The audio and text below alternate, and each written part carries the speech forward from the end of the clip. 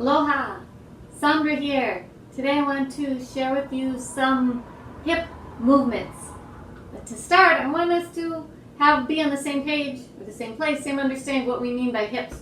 So generally, when we talk colloquially, hips is something around here. Right? There's lots of different names we call different parts of this area, but often hips means here.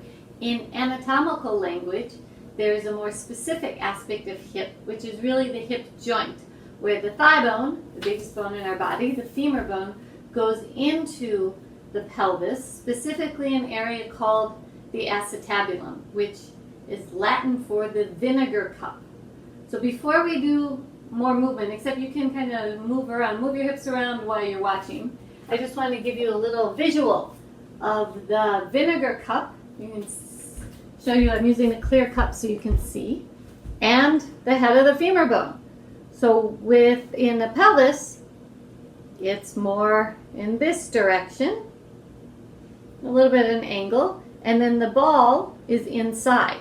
And so the head of the femur bone, we can move it around. You can see how I can move just the ball, and the ball just moves on its own, or I could just move the cup and it changes its relationship with the ball. So those are two distinctive movements that we can do. Now, and some of the time we do that, and we're going to practice with that. How can we move just the cup and sometimes just the ball? But what happens for most movements is there's moving at the same time together. And we'll feel that too. And most of the time, that's what works. And part of the thing when we get, like certain areas in here get a little hard to move, then they can't move around as smoothly. So that's why we also take the time to go a little slower to get to all the different parts and some of the more focused movements we do.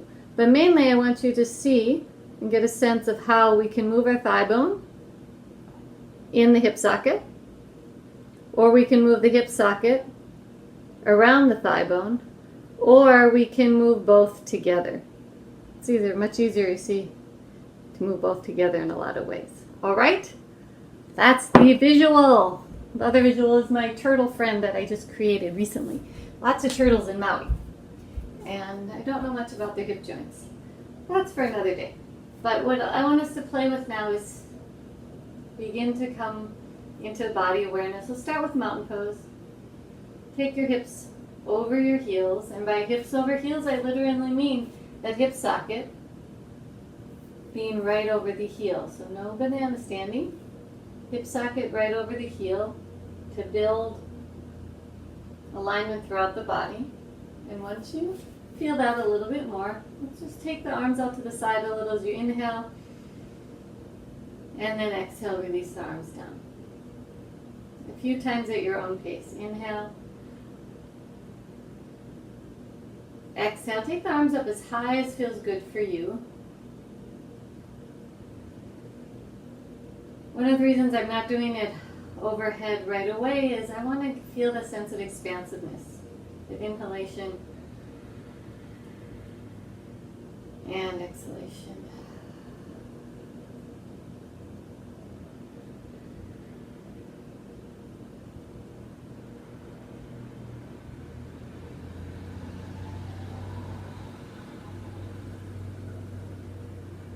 Okay, so now let's roll the shoulders a few times. Shoulder joint has some similarities and differences with the hip joint. They're both ball and socket joints. It's just the shoulder joint's much more shallow. So now bring your hands onto your hips, and what I want us to do is play a little bit with moving, or us, moving the leg without moving the pelvis. Take a moment to conjure up how we would do that. I'll give you a moment, and then I'll give you a few examples. So, how do you move the thigh bone without moving the pelvis? One example is holding the pelvis steady to double check, and then I shift my weight to one leg, and I lift the leg. I can lift the leg and not move the pelvis. It's actually hard though to get that stabilization, but it is possible. The thigh bone can move without lifting the pelvis. Let's try that on the other side. Just notice how it works for you. And it's different when we're standing than when we're lying down, which we'll explore a little bit later. So that's one way. See, another way is if you bend the knee and rock the leg in and out.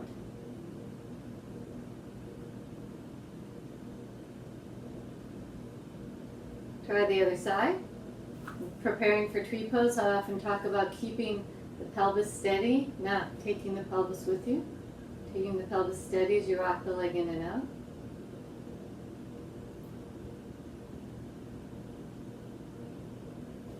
And then release that. So those are a couple ways. Another way is for you to tell me maybe. I was thinking of another way, but it actually is a little hard to figure out. I wasn't quite right about it.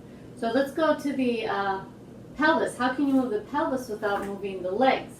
That is more limited. Right? The legs can move, as we saw, just a number of different directions, but the pelvis, to move the pelvis without moving the legs, try it.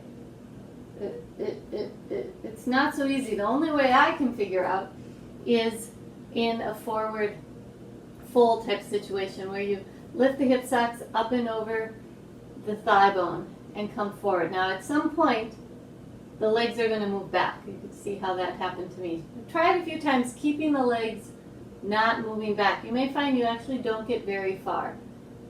The healthy forward bend, you actually do take your hips a little further back as you come into the pose. Let's try that a few times.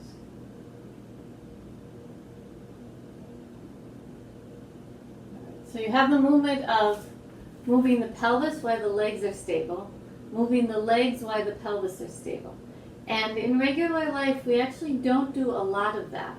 But having that differentiation, I think, and the ability to do that is very useful and helpful, especially with regard to the leg moving without the pelvis moving, and can help with a lot of back issues, but also help free up a lot of yoga poses that you may want to get into, but don't necessarily feel like the alignment is right because the pelvis and the knee and the ankle don't seem to work well together, and that's often because we don't have the mobility of the thigh bone and the hip socket. So now we've got those two movement points.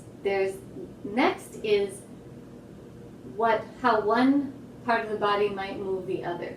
So an example of that is how, if we move our hips, right, our legs move. So go ahead and do a few hip circles. So you're initiating with the pelvis. We're saying, let's move the pelvis around. Right? You can choose to initiate hip circles in other ways, but mostly it's encouraging the pelvis to be the leader.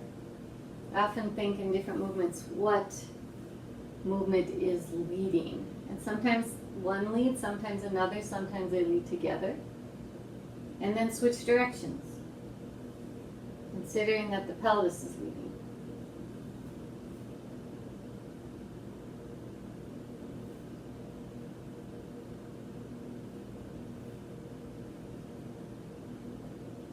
And then come back to center. So that was the pelvis leading.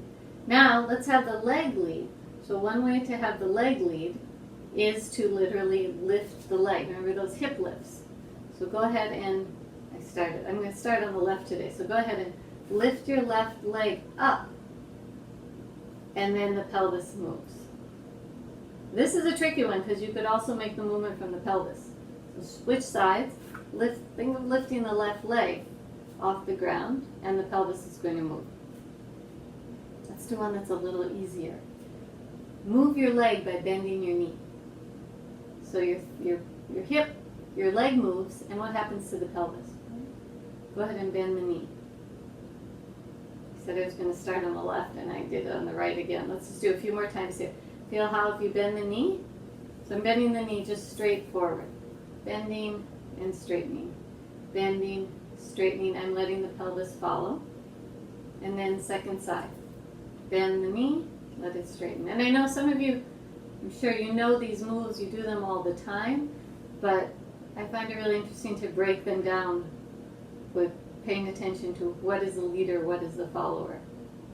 So when we move the leg, the hip moves. So now we have the base for a kind of shimmy. So go ahead, bend your left leg, bend your right leg. Bend the right, left, and right. And go back and forth. if this is something you do regularly, challenge yourself to keep the upper body stable. So instead of moving here, I didn't do a lot of that, but sometimes we tend to do something like this. Encourage the upper body to stay stable. So that's a stronger isolation of the thigh bone and the hip. And then you might try bending your knees a little bit more. And this is where, those of you who enjoy watching Middle Eastern dance, I love watching the isolations and how it sometimes looks like optical illusions. And that's because they can create this differentiation of movement, of keeping the spine stable and moving the thigh bone, which moves the pelvis.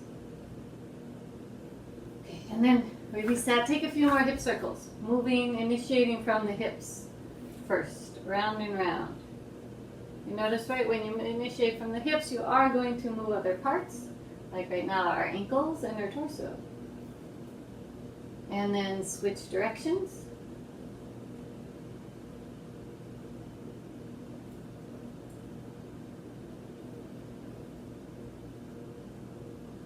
And then release. So we may also think of how there's a lot of movement, say even walking, where the pelvis and the legs are really moving together. But if you have some restrictions in some area of the body, they actually don't move as a pair. One often becomes a leader and one the follower. So that's another element of when can we move some of these parts together, which is a little more challenging. And we continue to play with that. That happens a lot in yoga, moving the legs, moving the pelvis all at the same time. It happens in dance, actually happens in everything we do. Okay, so we've got, just to review, we've got the movement of the leg only, moving the leg only. We have moving the pelvis only.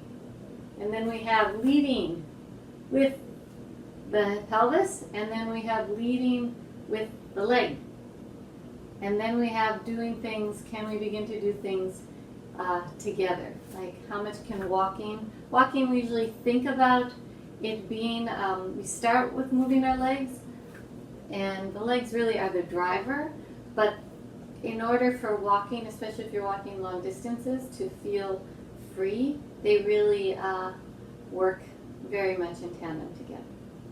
Right. So let's come down onto the floor, onto your hands and knees. I'm going to take a little break from that. Come onto all fours, spread your fingers, and I'm going to take a little time. Go ahead and circle the hips here. So there's a way here when you circle the hips, it really comes from the pelvis or it comes from the whole body. I'm going to invite you to do it just from the pelvis. And then switch directions.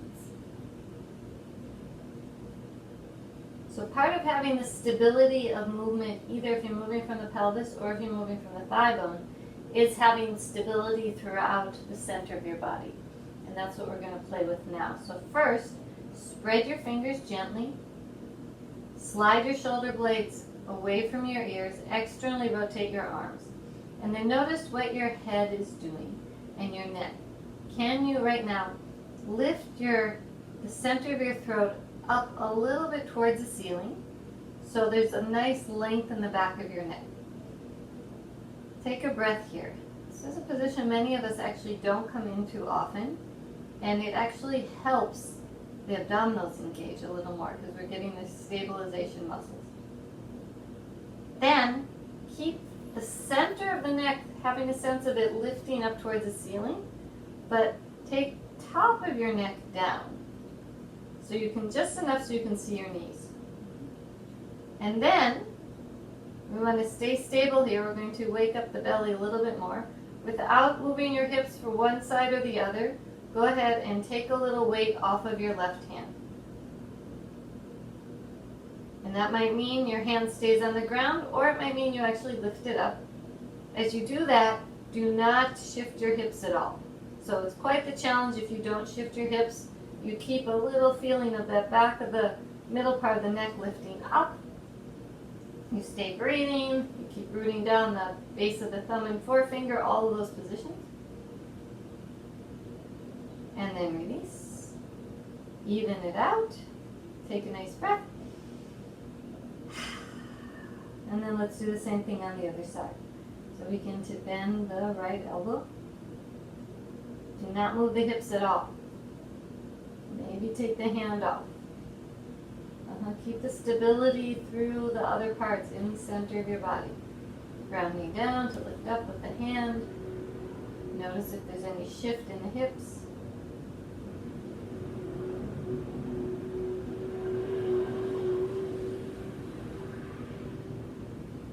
And then release. Okay, let's take a puppy pose. Let that go. Extend the left arm, extend the right arm, and lean back. Ears the height of your arms. Breathe.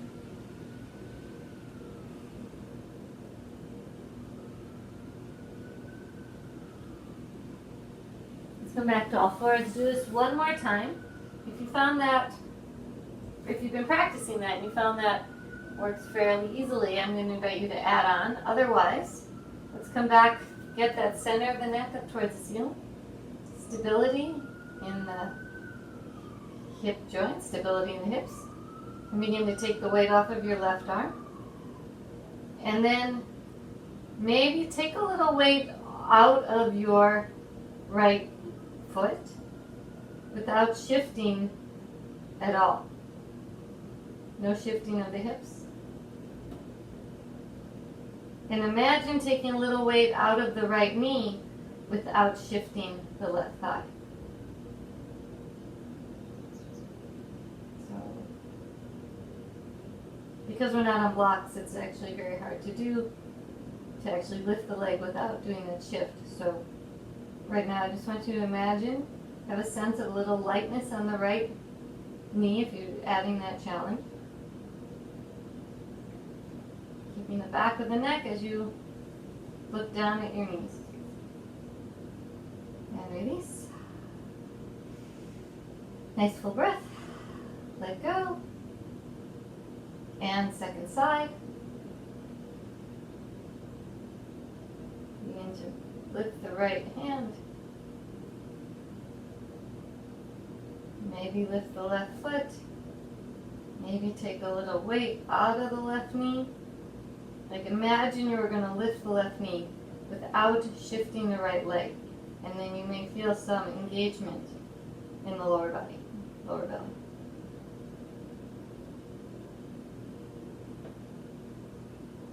And then release.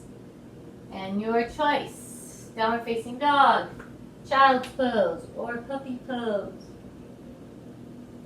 Find what feels good for you at this moment.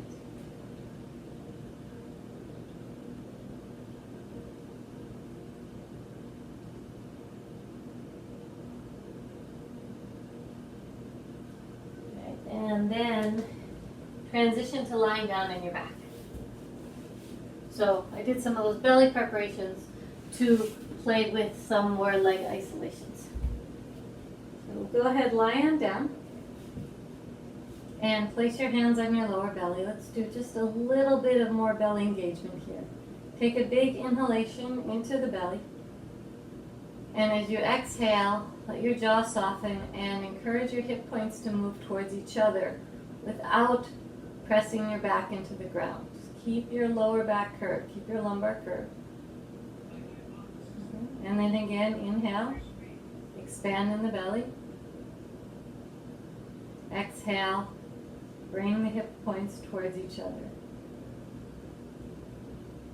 So now if you were to continue breathing while keeping the hip points moving towards each other, it's really hard to have a big, expansive breath in the belly. So instead of that, encourage the breath to go elsewhere, mostly into the rib cage. And then the next time you exhale, let's go ahead and bring the left knee towards the chest. As you do that, notice if you put a lot of weight on your right foot. If so, take some of the weight off of your right foot. Even out the pelvis. So notice, let's actually release that left leg. So what tends to happen, you might, if you just kind of take your leg knee into your chest, your pelvis is going to move. And what I'm asking us to practice today is how to keep the pelvis stable as you lift the left knee. And it requires belly action. And there's also a point at which you can't take your leg further without moving the pelvis. So we don't want to go that far. And then once you're here, let's circle the thigh. Remember the ball moving around in the stable cup. That's what we're doing right now. As much as possible. You may feel that the pelvis is moving a little bit as you do this. And then switch directions. So part of this is also developing a better mat, because we have places where we move more easily and we have more neural pathways in that direction. So sometimes there's areas we can't move. It's not because we literally will never be able to. It's not a structural issue. It can be a neurological issue, is that we've just not done it. So it takes a lot more brain power to do it. And then we continue to skip it. And over time, we just kind of forget that that was even possible. So that's why it's nice to take the time to go into that full circle. And then release. And do the same thing on the other side. Take the right leg and small circle. Notice if you're pressing hard with the left foot, let the left foot be relaxed.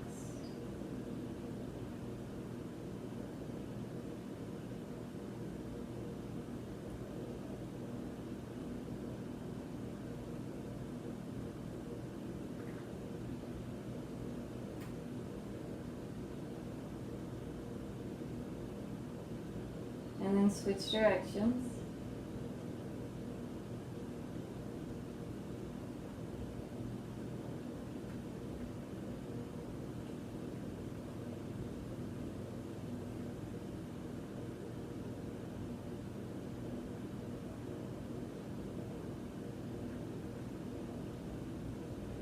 And then release.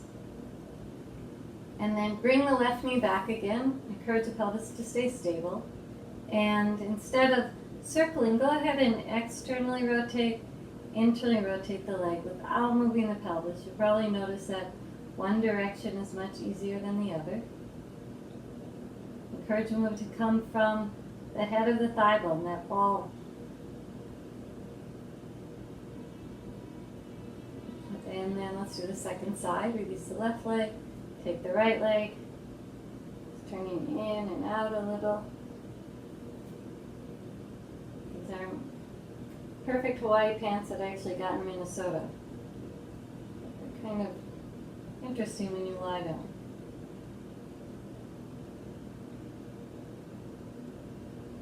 Okay, and then release. So we've got that movement of the legs in the hip socket. Go ahead and rock your hips a little, forward and back. Kind of like cat and cow lying on the ground. So there, the legs move a little, not a lot, right? All right, and then go ahead and grab your strap and bring your left knee in towards your chest. Take the strap around your foot, extend the leg, classic Supta Padangusthasana. Push the foot into the strap, strap into the foot. Reach up through the heel. So there are, as we showed at the beginning of class, more movements that the leg can do while the pelvis is stable versus having the pelvis move while the leg is stable. And one of them is that circling. So I'm going to invite you to circle again here, keeping the pelvis as stable as possible. Not so easy, but great practice, great belly practice. And then switch directions.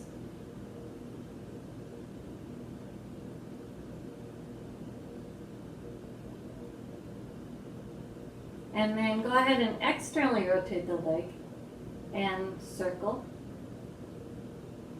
We didn't do that lying down when the knee was bent, but we're doing it now. And then internally rotate the leg and circle.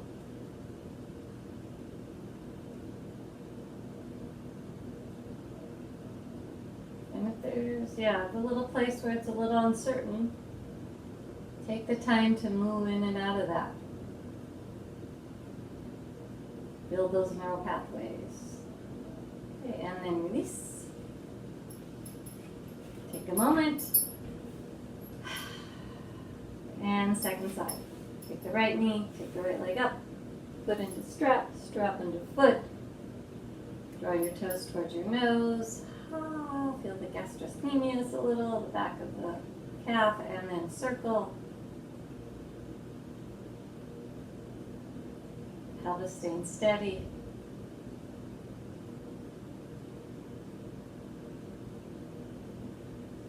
And circle the other direction.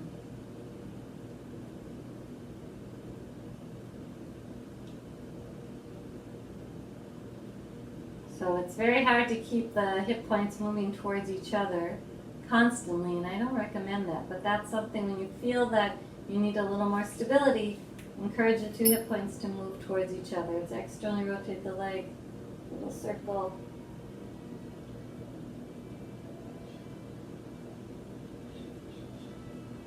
Switch directions.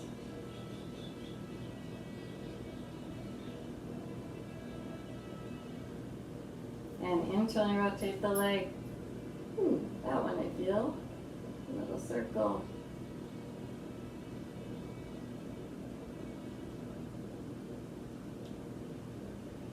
Switch directions. And if there's a spot that's interesting, spend a little more time.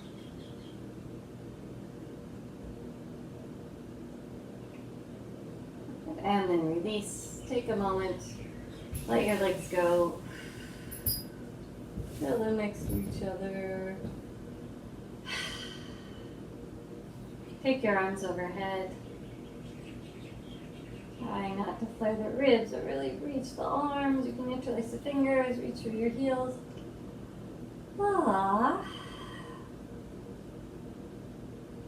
And then release your arms, release your legs. And roll over to your side. Come up to all fours. And either puppy pose or downward facing dog.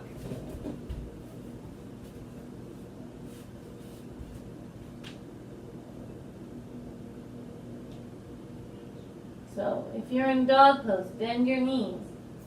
Can you lift the hip sockets a little up and over the thigh bones? It's not a big movement. You can see here.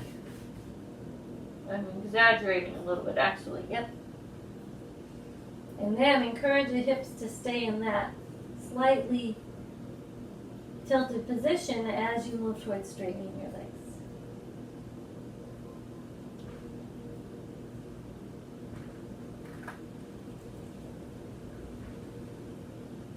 If you are in child's pose, stay there. Just allow the fold of your legs, a longer exhalation. If you're in puppy pose, come into child's pose. And also if you're in dog pose, come down to all fours and then move the pelvis and the legs move together. Can you move them together as you come into child's pose?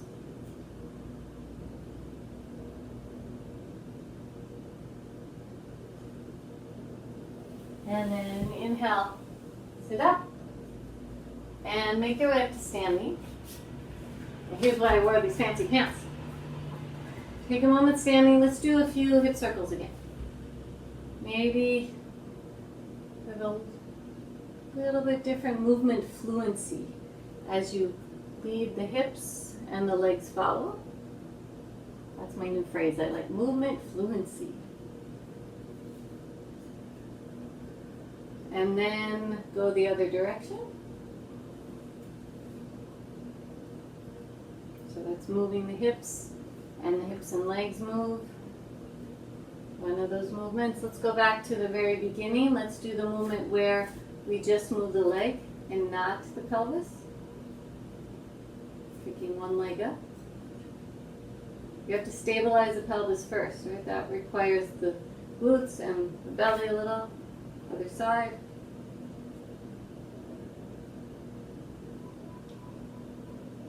You can play with the knee, rocking back and forth. So you can see my pelvis is moving a little. It's very hard to keep that stable. Second side.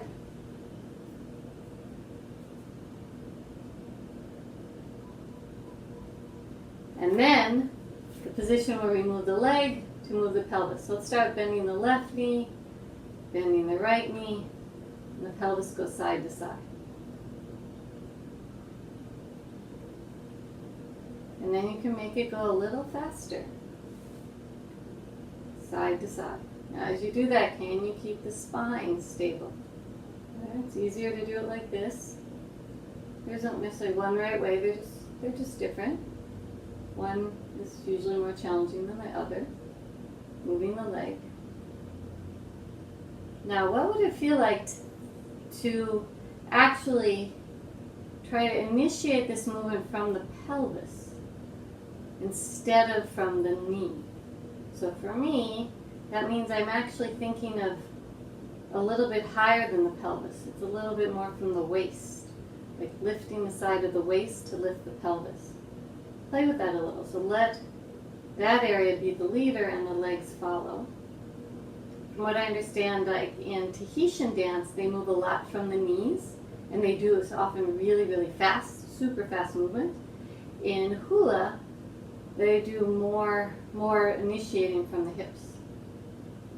And there's probably overlap on both. I know Middle Eastern dance actually depends on the style and technique and the effect. They do from the hips, they do from the knees, and other places as well. All right, enough of that. Shake that out, however shaking it out works for you. So I want to share today another hip movement that can be really therapeutic and really great to have in your movement vocabulary, really good for your lower back. Some of you may do it already. It's a common dance move, but it's a movement of the hips and the legs, and how do they work together while having differentiation. So it looks like this. It's really, if you were looking at it from above, it would be drawing an infinity sign. Like this.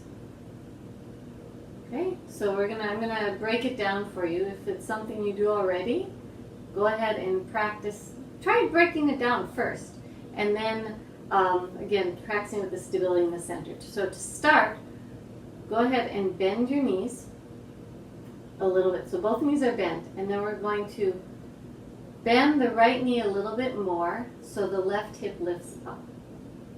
Then once the left hip hips up, bring the left hip forward. It's going to change your position of your spine a little. And then as it's forward, begin to bend the left knee as you lift the right hip and straighten the right leg. And then we do the same on the other side. We bring the right leg forward, bend the right knee, lift the left hip up.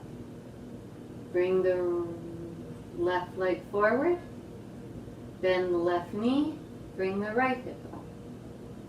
Bring the right hip forward, bend the right knee, left hip. And you begin to smooth it out.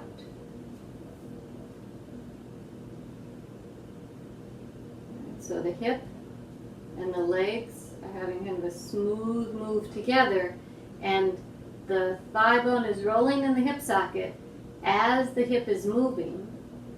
And that's why I wanted to do some of those earlier things on the floor to have a little bit smoother motion of how the thigh bone's moving in the hip socket. And you might, if you want to, if you're seeing yourself in the mirror, you can put your hands up. This is, or like this is how they do it in hula. And again, the right hip comes forward, then the knee bends, then the left hip comes forward, left knee bends, right leg is a little straighter, and then you can speed it up, you can slow it down, you can make it bigger, you can make it small, you can make it really small, you can make it just in your mind, you can draw that infinity sign. I encourage you to play with it.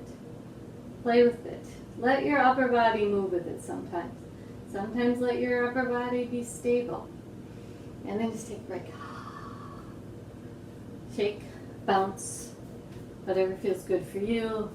We've had our legs close together for a while. Go ahead, take your legs wide. Arms wide, take up lots of space.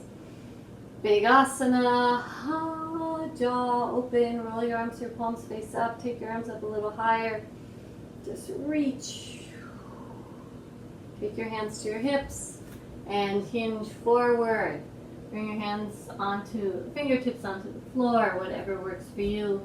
Feel the hip sockets moving up and over the thigh bones. If it feels good to let your spine release, go ahead. Find the right distance for your legs to be apart for you to feel good and wide-legged forward bend. I'm going to stay up here. Okay, you're welcome to allow your spine to release. Take a few breaths.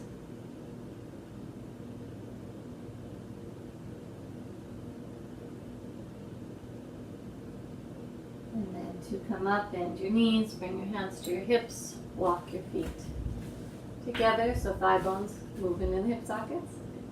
And then come down onto the floor. Let's come to seated and have whatever height is good for you. You take a little bit of height. I like having this with the rolling side down, gives me a little tilt in the pelvis. And after doing all the playful things with the hips, let's do a little twist that's also nice for the hips. So take your left foot either in front of your right shin or to the outside of your right thigh. Bring your knee into your chest, get a nice length in your spine. And on your exhalation, go ahead and spiral to the left. Draw the left leg in, inhale, lift and lengthen. Exhale, spiral. Maybe wrap the arm around the leg. Take your time.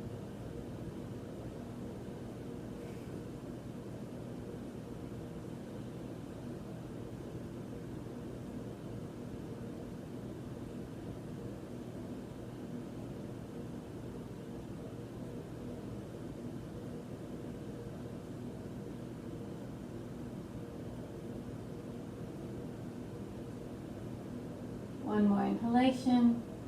On the exhalation, unwind. And then switch across of your legs.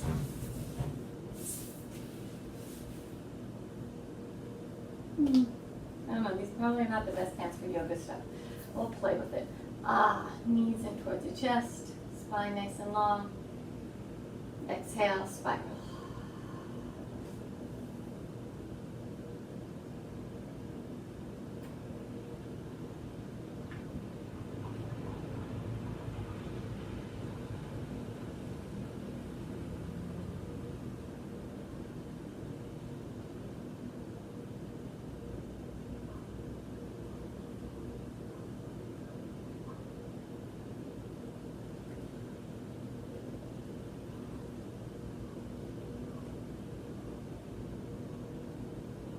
One more inhalation. On the exhalation, unwind. And go ahead, kind of lie on down. Take a moment with your knees bent. Bring your hands on the belly. Take a nice big inhalation. Exhale, let go. And then extend your legs out onto the floor. Take your arms by your side. Close your eyes. Let your body breathe. And let the flow of the breath guide you to Shavasana, to relaxation.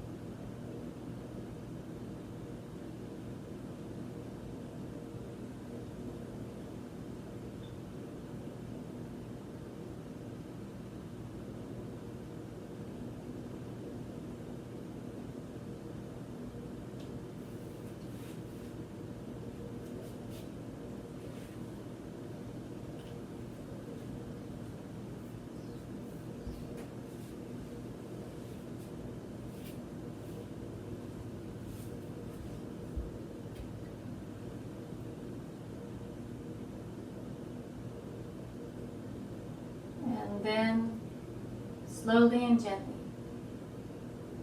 bring your awareness back to your body, back to your breath.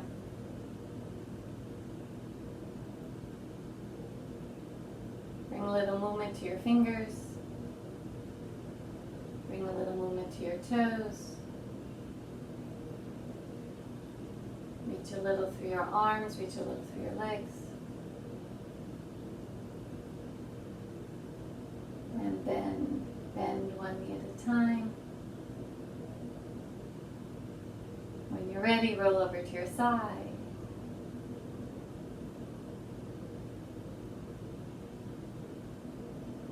Use your hands to come up. Take a moment to sit. Let's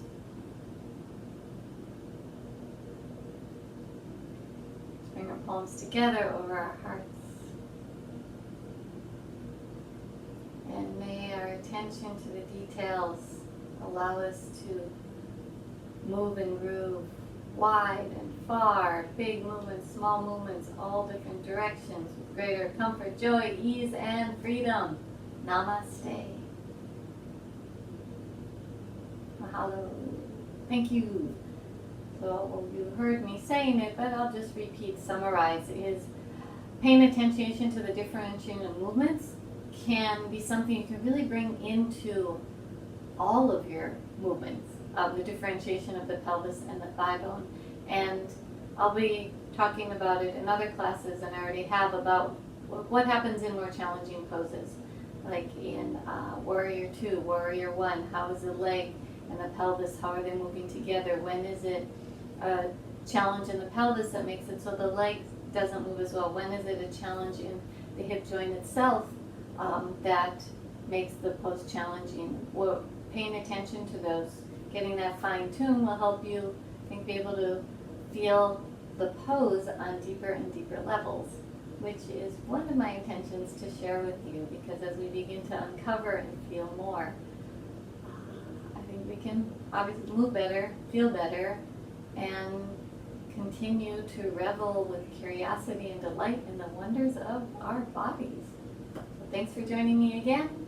Till next time, aloha.